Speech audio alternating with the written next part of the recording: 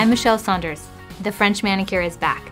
I have a really fun, colorful version to show you. It's called the French pastel. We're adding a bright pastel to each nail as the tip for the French manicure. So it's very colorful and bright, and each nail has a different personality. We're going to start with 2 coats of Saint-Tropez. It's a really modern neutral, and it's a great base for our French manicure. So I finished the 2 coats of Saint-Tropez, and I've made sure that it's really dry. We're going to begin with the pinky. And what we're using on that is called lapis of luxury. And when you paint the French tip, what I like to do is just do a little thin line, because a thinner line I feel is more modern. It takes a little practice to get a thin line, but you really just need to swoop it right around the free edge. The next color is Tart Deco, and we're just following along the tip in a very thin line. And it can be quite straight, it doesn't have to be oval. The next color is Turquoise and Caicos.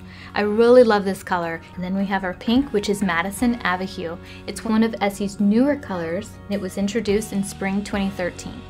Now we want to finish with a color that we've already used.